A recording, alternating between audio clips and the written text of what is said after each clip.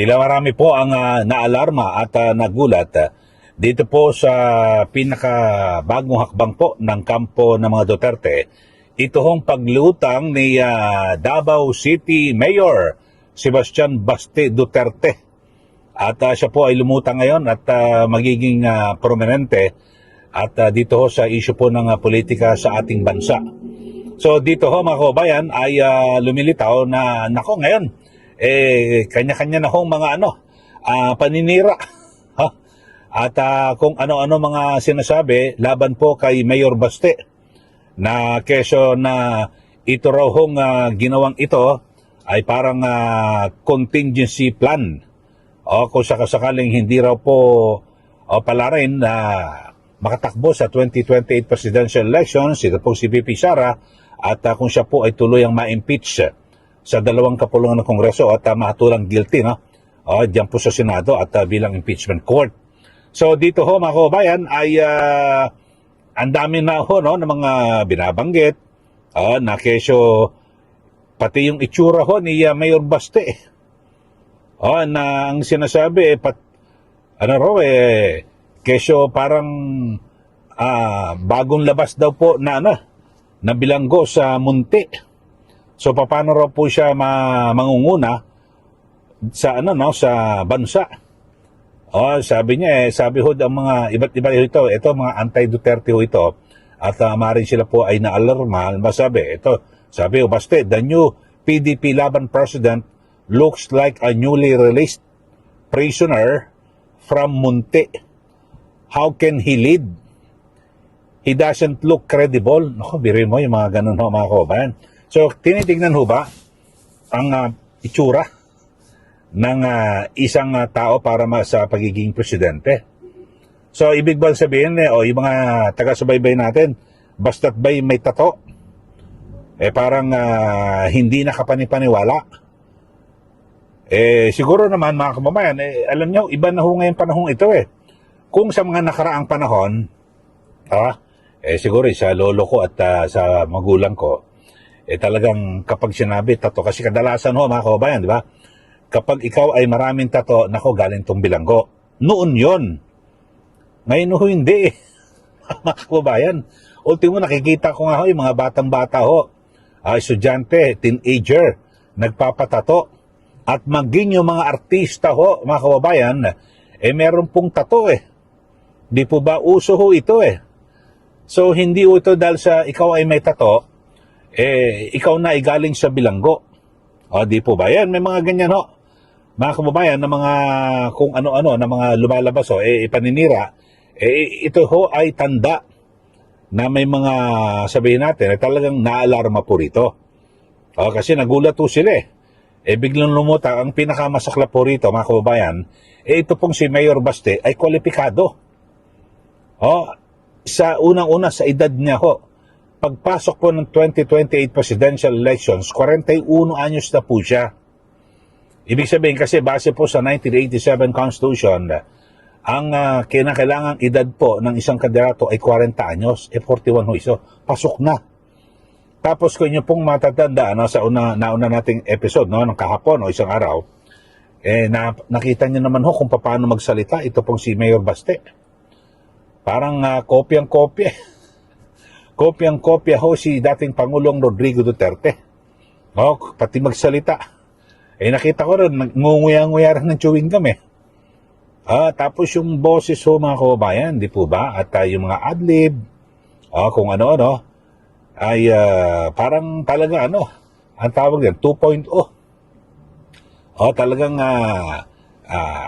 kamukha at nakakambal ho ni dating Pangulong Duterte. At siyempre, hindi po natin maiwasan na yung mga talagang hanggang ngayon ay patuloy na humahanga dito po kay dating Pangulong Rodrigo Duterte na ngayon po ay nakakulong dyan po sa ICC sa The Hague, the Netherlands, ay nakikita po nila ito sa katauhan ngayon ni Mayor Baste.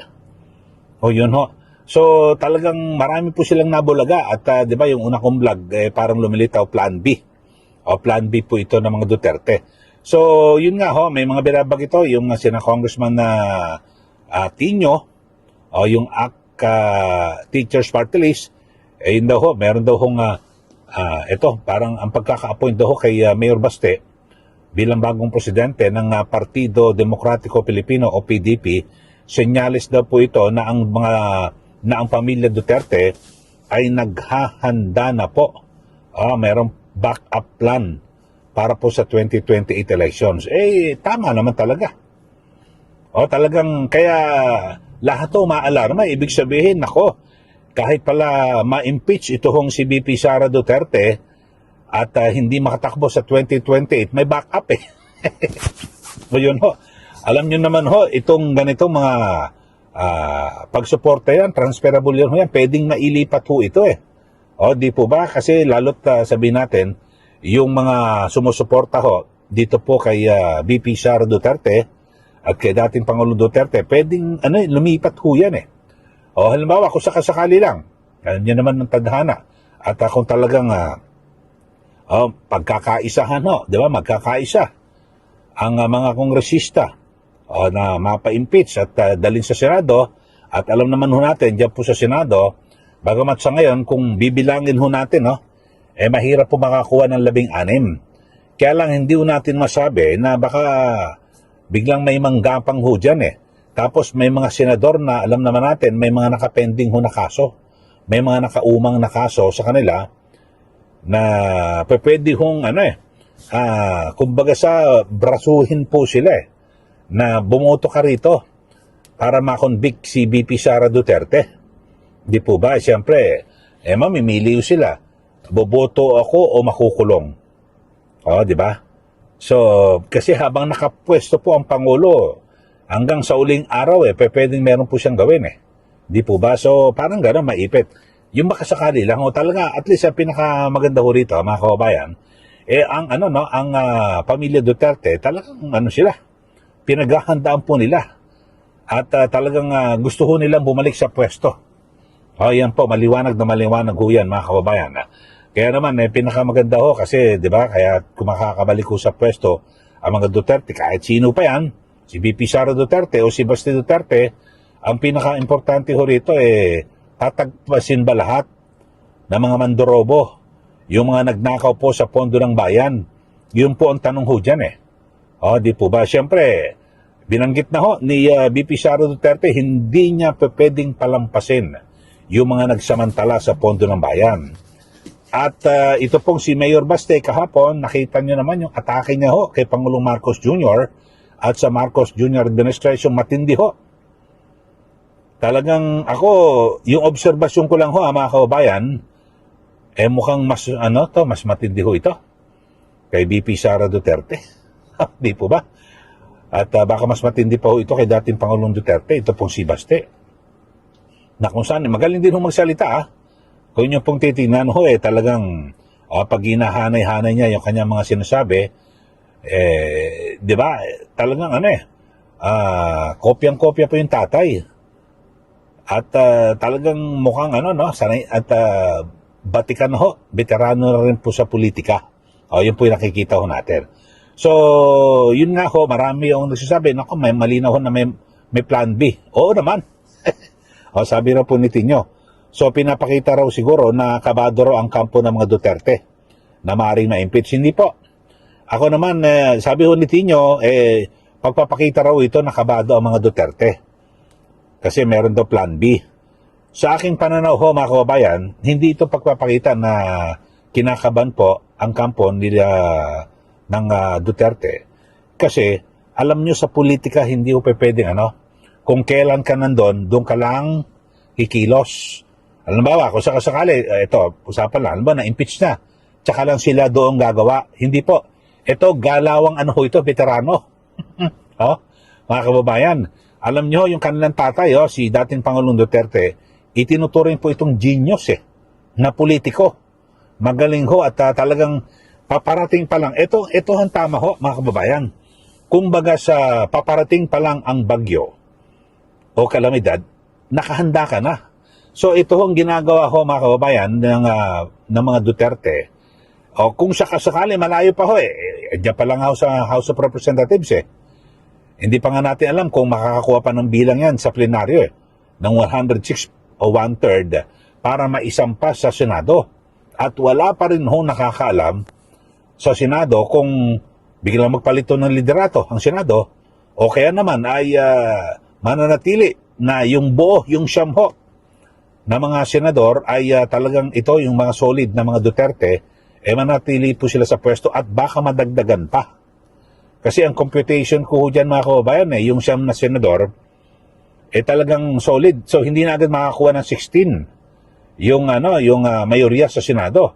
Kasi halimbawa, si Bato, si Bongo, Robin Padilla, Rodante Marcoleta, Amy Marcos, Cayetano, di ba, Jinggoy, tapos yung kasama nila sa minorya, di ba? Tapos yung mga sabi natin, yung sa mayorya, taga Mindanao, Migsubiri. Yung kapatid ni Cayetano, si Pia Cayetano.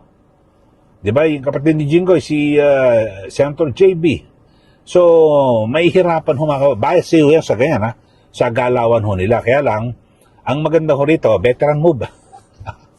Ang ginawa ho rito, talaga, ito yung tunay na politiko. Na kung saan ay talagang, ang sabi ho ng Duterte, ay hindi. Huwag tayo mapakasiguro. Kasi tama naman, kahit sa anumang laro, halimbawa sa basketball, kahit na labang ang kalaban mo, o lamang ka sa kalaban mo, hanggat hindi natatapos at hindi nagbabuzzer, huwag kang magpapakasiguro. Parang sa boxing, gulping-gulpin na yung isang kalaban. Pero may tinatawag na mga lucky punch o kung ano, masilat ka. Ganun ho ito, ganitong ginagawa ng mga Duterte. Di po ba? Kayo, ano masasabi nyo ho rito mga kababayan? Ngayon, parang binabaliktad ho nila. Binabaluktot ho nila na kung meron pong alam ba, parang lumilitaw na plan B, ito pong si Mayor Baste Duterte, sinasabi na ko, takot kasi may impeach na. Ano ngayon? Hindi, naghahanda lang. Yan po yung galawang talaga mga veterano ho ito sa politika na hindi po nakakapagpakasiguro na baka biglang magbago ang hangin, ihip ng hangin dyan po sa Senado. Sigurado meron sila nakabackup at ngayon pa lang ho, pwede nang sabihin sa mga supporters, eto kapag hindi nakalusot si VP Sara Duterte at talagang lahat po ng pamamaraang ginawa po ng gobyerno, ng administrasyong ito, na wag siyang makalusot, eto na si Baste. Di tapos na. Napakabilis. Ita-transfer lang ho yan ng mga botante kasi solid po ngayon base po sa mga survey. Siguro ito maganda hong tingnan. Sa susunod na survey, sana maisama pangalan ni Baste. Mailagay sa tanong, payag ka ba na kung hindi pwedeng makatakbo si BP Sara, si Baste ang iboboto mo? O magpapalit ka na ibang kandidato? Sana ganun ang gawin survey. Tignan natin kung makakuha ng mataas-taas na rating itong si Mayor Baste. Ako palagi ko makakuha ka mga kababayan. Ina-transfer kasi siya nakaraan kong vlog Ang title ko noon Mayor Baste, Plan B sa impeachment ni BP Sara. Ang dami ho ng mga messages na sinasabi na hindi, basta Duterte kami, kahit sino pa yan. Kahit si Pulong o si Baste, basta Duterte kami. Ganun yung mga binabanggit ho mga kababayan. Bagamat siyempre, marami pa rin ang maasa at ang sinasabi na kung saan ay talagang inaasahang makakalusot pa rin ho sa impeachment. Ito pong si BP Sara Duterte. So, yun ho, mga kababayan. Kasi sabi nga ho ni Senador Bongo, makakabalik lang daw po sa normal ang Pilipinas kapag ito pong si BP Sara Duterte na ang presidente.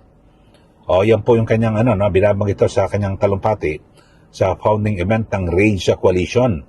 Kahapon yan, Abril 12, at dyan po sa San Juan. At yun ho, talagang marami ho, pero marami ho silang nagulat kasi hanggang sa ngayon ay wala pa rin ho na tayo nalalaman kung sino ba talaga ang ipang tatapat dito po kay BP Sara Duterte o basta sa mga Duterte, kay Baste o kung anuman. Ay wala pa ho tayo nalalaman ho Kasi may mga report, ugong-ugong na si Mayor Vico Soto, kaya lang minalas ho Kinapos ho ng 1 buwan. bago mag-eleksyon, so hindi po siya kwalipikado na tumakbong presidente. Mga kababayan, at ganun ho talaga alam niyo naman yung kanyang pagkapangulo ay destiny rin ho yan, di po ba?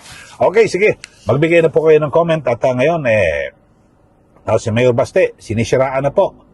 At ngayon, pinapalabas ho ng mga kritiko na, natatakot daw po ang mga Duterte na ma-impeach po si BP Sara. Ako naman tingin ko, hindi siya natatakot. Naghahanda, yan po yung mga talagang galawan ho na mga veterano sa politika. Na kung saan, wala pa yung, hindi pa paparating, wala pa dumarating na problema, meron na silang solusyon. Yan po ang tama sa politika. Sige, magbigay na po kayo ng comment dito po sa issue na ating pinag-uusapan ngayon. Okay, sa mga bago lang po, subscribe na po kayo para kayo po lagi updated dito po sa issue na ating tinatalakay. At sundan nyo rin po yung aking Facebook account, Eli Saludar. Maraming salamat. Muli, ito po si Ka Eli. Magandang araw po sa ating lahat.